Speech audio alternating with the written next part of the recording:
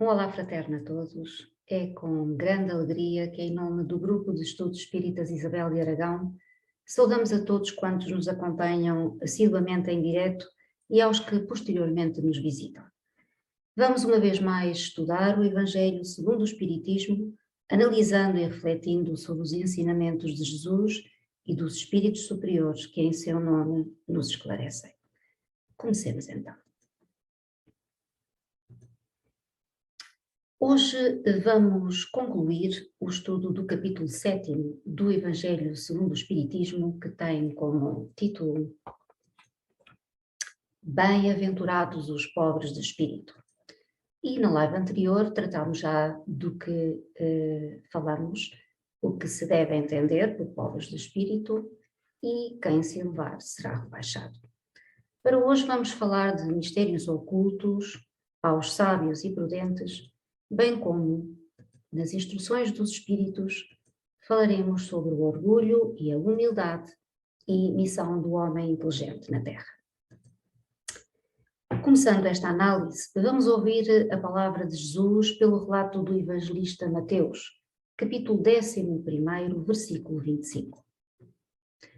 Naquele tempo, respondendo, disse Jesus: Graças te dou a ti, Pai, Senhor do céu e da terra, porque escondestes estas coisas aos sábios e prudentes e as revelastes aos simples e pequeninos.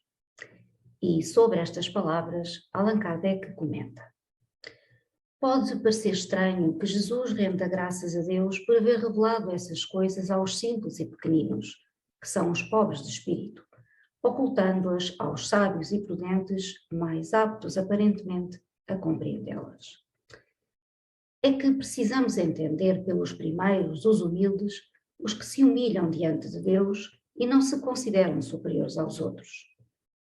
E pelos segundos, os orgulhosos embaidecidos com o seu saber mundano, que se julgam prudentes, pois que eles negam a Deus, tratando-o de igual para igual, quando não o rejeitam. Isso porque, na antiguidade, sábio era sinónimo de sabichão. Assim, Deus lhes deixa a busca dos segredos da terra e revela-os do céu aos humildes para que se inclinem perante ele. O mesmo acontece hoje com as grandes verdades reveladas pelo Espiritismo. Certos incrédulos se admiram de que os espíritos se esforcem tão pouco para os convencer. É que eles, os espíritos, se ocupam dos que buscam a luz com boa fé e humildade, de preferência aos que julgam possuir toda a luz e parecem pensar que Deus deveria ficar muito feliz de os conduzir a ele, provando-lhes a sua existência. O poder de Deus se revela nas pequenas como nas grandes coisas. Ele não põe a luz sob o alqueire, mas a derrama por toda a parte. Cegos são os que não a veem. Deus não quer abrir-lhes os olhos à força, pois que eles gostam de os ter fechados. Chegará a sua vez, mas antes é necessário que sintam as angústias das trevas e reconheçam Deus, e não o acaso, na mão que lhes fere o orgulho. Para vencer a incredulidade, ele emprega os meios que lhe convém segundo os indivíduos. Então, não é a incredulidade que lhe há de prescrever o que deve fazer ou o que lhe vai dizer. Se quiserdes me convencer, é necessário que faças isto ou aquilo neste momento e não naquele, porque este é o que me convém. Não se admirem, pois, os incrédulos, se Deus e os espíritos que são os agentes da sua vontade não se submetem às suas exigências.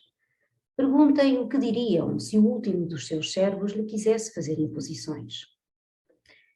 Deus impõe condições, não se submete a elas. Ouve com bondade os que o procuram humildemente, e não os que se julgam mais do que ele. Deus, dir-se-á, não poderia tocá-los pessoalmente por meio de prodígios evidentes, perante os quais o mais duro incrédulo teria de curvar-se? Sem dúvida que o poderia, mas nesse caso, onde estaria o seu mérito? E ademais, de que serviria isso? Não os vemos diariamente recusar a evidência e até mesmo dizer: ainda que o visse, não acreditaria, pois sei que é impossível. Se eles se recusam a reconhecer a verdade, é porque o seu espírito ainda não está maduro para compreender, nem o seu coração para assentir. O orgulho é a venda que lhe tapa os olhos. Que adianta apresentar a luz a um cego? Seria preciso, pois, curar primeiro a causa do mal. Eis porque, como hábil médico, ele castiga primeiramente o orgulho. Não abandona os filhos perdidos, pois sabe que cedo ou tarde seus olhos se abrirão. Mas quer que o façam de vontade própria. E então, vencidos pelos tormentos da incredulidade, atirar-se-ão por si mesmos em seus braços e, como filho pródigo, lhe pedirão perdão. Bom, mistérios ocultos aos sábios e prudentes. Como vimos na live anterior, Jesus usou as crianças como símbolo, como personificação da simplicidade. As crianças sabem que não sabem, mas esforçam-se para aprender, perguntando, inquirindo, e nesse trabalho vão evoluindo. Elas são, em sua inocência, a representação da simplicidade de espírito. E Jesus preferiu fazer as suas revelações aos simples de espírito, pois sabia que estes estavam mais aptos e receptivos para aproveitar os seus ensinamentos. Precisamos recordar que os escribas, os fariseus, os doutores da lei, os religiosos de então, repeliram a doutrina de Jesus e pediram a sua morte porque não tinham simplicidade de espírito. Eram vaidosos de seus conhecimentos, orgulhosos de seu saber, e nem se davam conta da sua ignorância no que respeita às coisas divinas, julgando-se possuidores de toda a verdade. Jesus, ao abençoar as crianças e acariciando-as, mostrou que mais vale ser desconhecedor e simples do que se presumir sábio e sem simplicidade. É necessário que o homem velho, impregnado de ideias pré-concebidas e caducas, se torne simples. Ponha de lado as crenças que recebeu por herança para analisar sem preconceito o cristianismo, que não veio impor nada nem coagir a ninguém. O mesmo se dá hoje com o espiritismo, que nos convida a tudo analisar à luz da razão, propondo reflexão, sem imposição. O mestre veio trazer à Terra uma doutrina universal, mas ensinou que para ir ao Pai não basta apenas dizer-se cristão. É preciso fazer obras como cristão. E para fazer essas obras é necessário sim conhecer o seu Evangelho, mas a seguir é preciso pô-lo em prática. Então, especialmente nós, os espíritas, precisamos analisar a nossa consciência e ver se realmente nos estamos tornando verdadeiros cristãos. O apóstolo Tiago Menor deixou bem claro ao escrever em sua epístola: a fé sem obras é morte em si mesma. Também Paulo de Tarso escreveu numa das suas epístolas: se alguém falar a língua dos humanos e dos anjos, ou der o corpo físico para ser queimado em praça pública, mas não tiver caridade, isso nada significa. Qualquer um pode dizer-se cristão, porém, se não praticar a caridade, de nada vale. Entretanto, que os sábios e incrédulos, e por isso mesmo cegos do mundo, tenham presente que Deus nunca os violenta.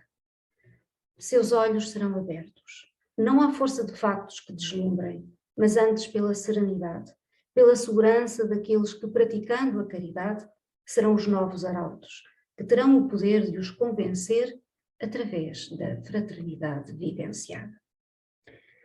Finalizando, e para o nosso próprio bem, precisamos recordar que se não fizermos a reforma de nossos hábitos menos positivos, praticando o amor, seremos forçados e corrigidos pela dor.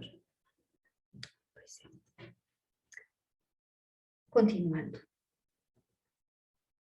Agora vamos falar sobre o orgulho e a humildade.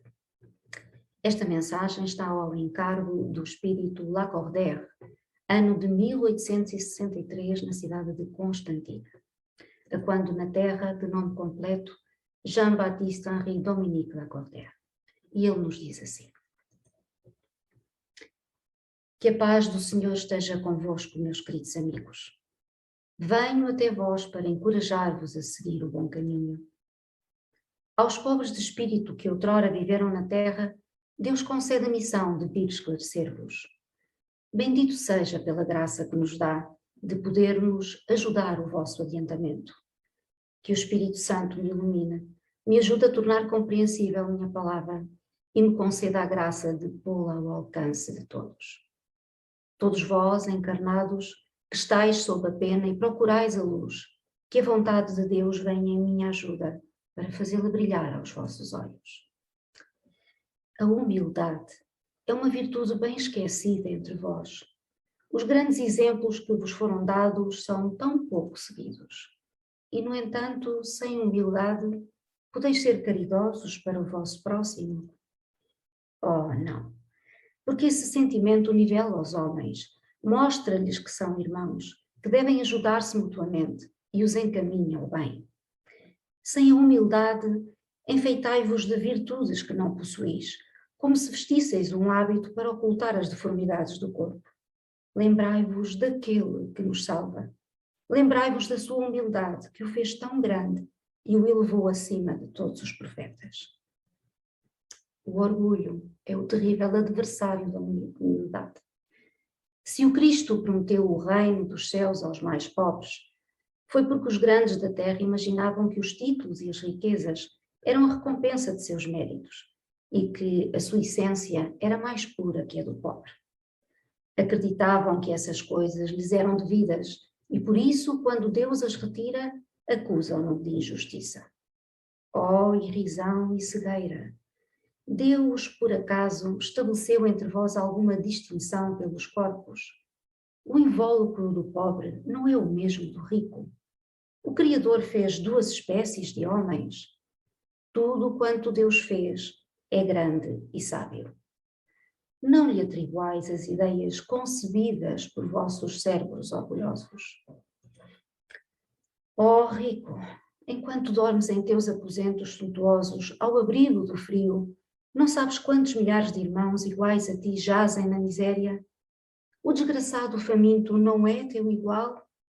Bem sei que o teu orgulho se revolta com estas palavras. Concordarás em lhe dar uma esmola, nunca, porém, em lhe apertar fraternalmente a mão. Exclamarás: eu, nascido de sangue nobre, um dos grandes da terra, ser igual a esse miserável estropiado? Vã utopia de pretensos filósofos. Se fôssemos iguais, porque Deus o teria colocado tão baixo e a mim tão alto? É verdade que vossas roupas não são iguais, mas se vos despirdes a ambos, qual a diferença que então haverá entre vós? A nobreza do sangue, dirás, mas a química não encontrou diferenças entre o sangue do nobre e do plebeu, entre o do senhor e do escravo. Quem te diz que também não foste miserável como ele, que não pediste esmolas, que não a pedirás um dia a esse mesmo que hoje desprezas? As riquezas são, por acaso, eternas, não acabam com o corpo, invólucro perecível do espírito. Orgulhosos, que fostes antes de serdes nobres e poderosos, talvez mais humildes que o último de vossos servos. Curvai, portanto, vossas frontes altivas, que Deus as pode rebaixar, no momento mesmo em que as elevais mais alto. Todos os homens são iguais na balança divina, somente as virtudes os distinguem aos olhos de Deus. Todos os espíritos são da mesma essência e todos os corpos foram feitos da mesma massa. Vossos títulos e vossos nomes em nada a modificam, ficam no túmulo. Não são eles que dão a felicidade prometida aos eleitos. A caridade e a humildade são os seus títulos de nobreza.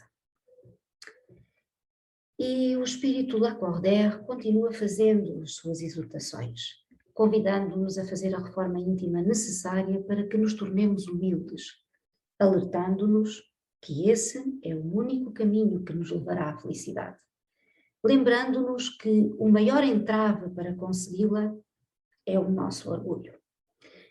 Assim ele nos pede: despertai, meus irmãos, meus amigos, que a voz dos espíritos vos toque o coração. Sede generosos e caridosos, sem ostentação. quer dizer, fazei o bem com humildade, que cada um vá demolindo aos poucos os altares elevados ao orgulho. Numa palavra, sede verdadeiros cristãos e atingireis o reino da verdade. Não duvideis mais da bondade de Deus, agora que Ele envia tantas provas. Viemos preparar o caminho para o cumprimento das profecias. E ainda sobre o orgulho e a humildade, temos agora o testemunho de Adolfo, bispo de Alger, Marmeiro, 1862. E ele nos diz assim: Homens, por que lamentais as calamidades que vós mesmos amontoastes sobre a vossa cabeça? Desprezastes a santa e divina moral do Cristo. Não vos admireis de que a taça da iniquidade tenha transbordado por toda a parte. O mal-estar se torna geral. A quem se deve, senão a vós mesmos, que incessantemente procurais aniquilar-vos uns aos outros? Não podeis ser felizes sem mútua benevolência. E como poderá esta existir juntamente com o orgulho? O orgulho, eis a fonte de todos os vossos males. Dedicai-vos, pois, à tarefa de destruí-lo, se não quiserdes perpetuar as suas funestas consequências. Um só meio tendes para isso, mas infalível. Tomai a lei do Cristo por regra invariável de vossa conduta, essa lei que haveis rejeitado ou falseado na sua interpretação. Porque tendes em tão grande estima o que brilha e o que encanta os vossos olhos, em lugar do que vos toca ao coração. Porque o vício que se desenvolve na opulência é o objeto da vossa reverência, enquanto só tendes um olhar de desdém para o verdadeiro mérito que se oculta na obscuridade. Que um rico libertino, perdido de corpo e alma, se apresenta em qualquer lugar e todas as portas lhe são abertas. Todas as honras lhe são dispensadas, enquanto dificilmente se concede um gesto de proteção ao homem de bem que vive do seu trabalho. Quando a consideração que se dispensa às pessoas é medida pelo peso do ouro que elas possuem ou pelo nome que trazem, que interesse podem ter elas em se corrigirem de seus defeitos?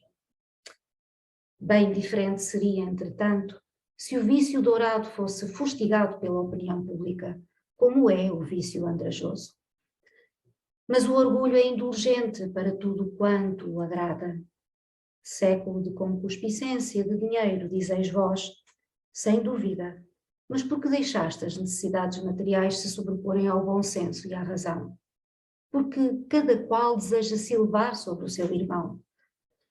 Agora a sociedade sofre as consequências. Não esqueçais que um tal estado de coisas é sempre um sinal de decadência moral. Quando o orgulho atinge o seu extremo, é indício de uma próxima queda, pois Deus pune sempre os soberbos. Se às vezes os deixa subir, é para lhes dar tempo de refletir e de se emendar, sob os golpes que de tempos a tempos desfere no seu orgulho como advertência. Entretanto, em vez de se humilharem, eles se revoltam. Então, quando a medida está cheia, ele a vira de repente e a queda é tão mais terrível quanto mais alto tiverem se elevado.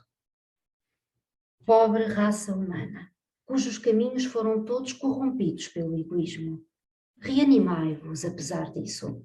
Na sua infinita misericórdia, Deus envia um poderoso remédio aos teus males, um socorro inesperado à tua aflição.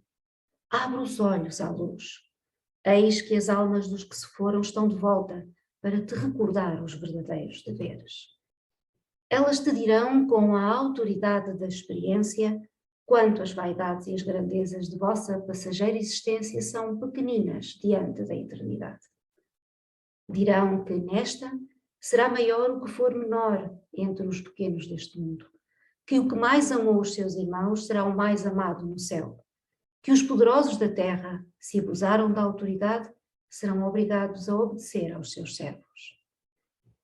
Que a caridade e a humildade, enfim, essas duas irmãs que se dão as mãos, são os títulos mais eficazes para obter-se a graça do Eterno. E vamos fazer aqui uma pequena paragem para fazer algumas reflexões sobre o que ouvimos. O orgulho e a humildade. Bom, podemos dizer que o orgulho é a pedra de tropeço no caminho que conduz o ser humano à realização do seu glorioso destino. E como se trata do nosso destino, do nosso progresso espiritual, precisamos anular todas as pedras que encontremos na nossa caminhada. Porém, bem o sabemos, não é uma tarefa fácil. O grande problema é que o orgulho gera filhos que se chamam melindre, egoísmo, vaidade, arrogância, despotismo, maldade, indiferença, maldicência, cólera e quantos mais. Como não temos tempo para falar aqui de todos esses filhos, vamos analisar apenas um deles, um dos que se transforma numa autêntica pedra de tropeço e que, infelizmente, ainda visita mais vezes do que seria desejável a casa emocional de muitos de nós. O melindre. Melindrar-se ou tornar-se melindroso significa, entre outras coisas, magoar-se, sentir-se ofendido, débil, suscetível, escandalizado ou ressentido. O melindre leva a criatura humana a situar-se acima daquilo que é o bem de todos. Só ela tem sentimentos, só ela se magoa, só ela sente dor, só ela tem razão. Melindrar é dar vazão aos sentimentos ruins, agravar problemas, dificultar as coisas, é prevenção e opinião negativa. O melindre é uma alergia moral que demonstra má vontade, transpira incoerência, estabelecendo moléstias obscuras no âmago do próprio espírito. Porém, aquele que é humilde não tem razões para se melindrar. Quem é humilde aceita com resignação todas as provas e eventuais ataques que lhe sejam dirigidos. A humildade engrandece o ser humano e anda de mão dada com a caridade. Jesus, sendo o caminho, a verdade e a vida, serve de diretriz para todos quantos se acham mergulhados na revolta, na intemperança e nos vícios. As lições de humildade de Jesus Cristo estão em todo o seu Evangelho. Pelo menos quando estudamos o Evangelho, olhemos para dentro de nós e aprendamos um pouco dessa humildade que o Mestre sempre exercitou e exemplificou. E aprendamos também a agradecer as pedras que foram colocadas em nosso caminho com a intenção de retardar nossa marcha. Sim, elas são as provas benditas que maltratam o nosso coração, mas nos obrigam a ser mais vigilantes e assim levam-nos a seguir o Cristo com maior segurança. Deus, através dessas provas, nos ajuda na autoeducação, de maneira que fiquem abertas todas as portas para o amor universal. Vamos continuar e vamos falar sobre a missão do homem inteligente na Terra. Esta mensagem ao encargo do Espírito Protetor Ferdinando em Bordeaux, 1862. E ele nos diz assim: não vos orgulheis por aquilo que sabeis, porque esse saber tem limites bem estreitos no mundo que habitais. Mesmo supondo que sejais uma das sumidades desse globo, não tendes nenhuma razão para vos envaidecer. Se Deus, nos seus desígnios, vos fez nascer num meio onde pudestes desenvolver a vossa inteligência, foi por querer que a usasseis em benefício de todos. Porque é uma missão que Ele vos dá, pondo em vossas mãos o instrumento com o qual podeis desenvolver, ao vosso redor, as inteligências retardatárias e conduzi-las a Deus. A natureza do instrumento não indica o uso que dele se deve fazer? A enxada que o jardineiro põe nas mãos do seu ajudante não indica que ele deve cavar? E o que diríeis se o trabalhador, em vez de trabalhar, erguesse a enxada para ferir o seu senhor?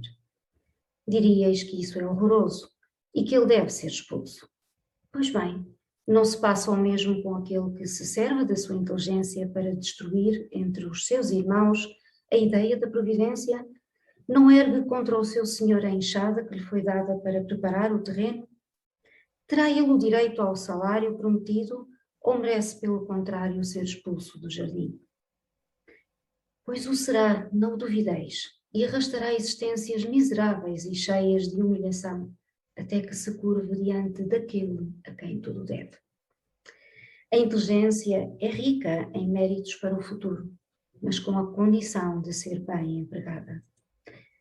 Se todos os homens bem dotados se servissem dela segundo os desígnios de Deus, a tarefa dos espíritos seria fácil ao fazerem progredir a humanidade. Muitos, infelizmente, a transformaram em instrumento de orgulho e de perdição para si mesmos.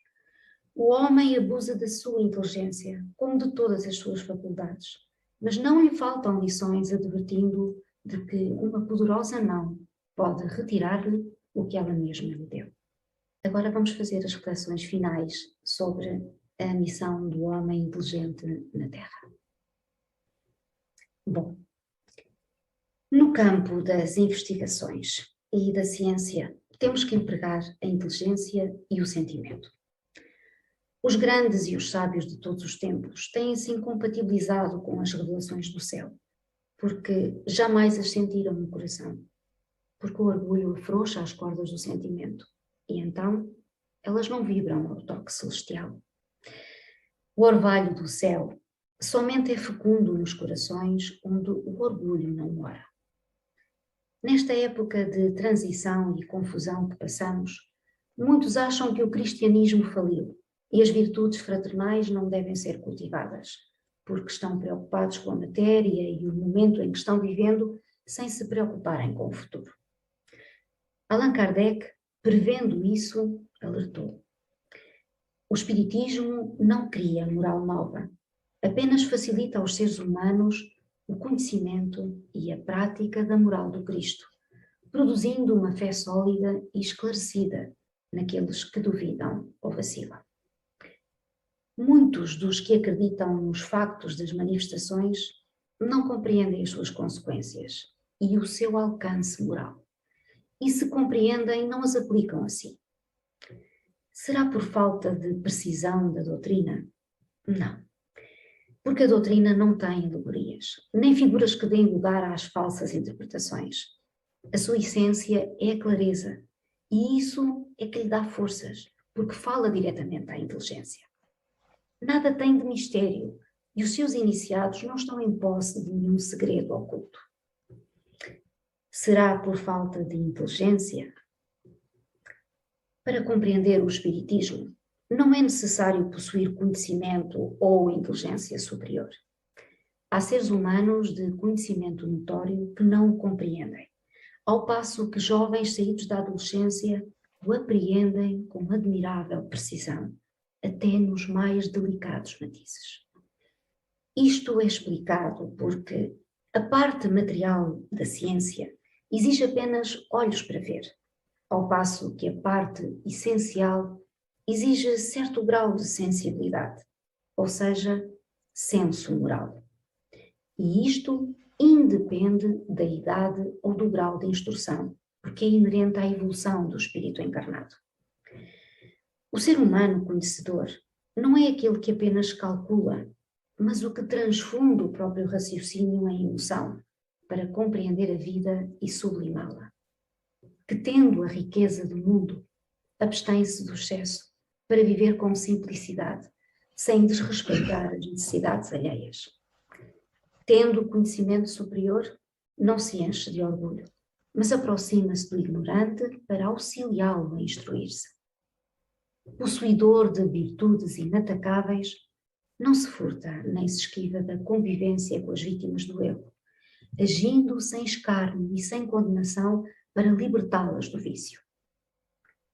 O ser humano inteligente, segundo o padrão de Jesus, é aquele que, sendo grande, sabe apequenar-se para ajudar aos que caminham consigo na estrada da vida, consagrando-se ao bem dos outros, para que os outros partilhem e participem da sua ascensão para Deus. Com esta oportunidade de estudo, possa cada um de nós compreender e aproveitar as pétalas de luz com que o Evangelho nos beneficia. Roguemos a Jesus, guie nossos passos e nos ampare com o seu amor. E aqui terminamos esta apresentação e, em nome do Grupo de Estudos Espíritas Isabel de Aragão, deixamos aqui o nosso abraço fraterno. Até sempre.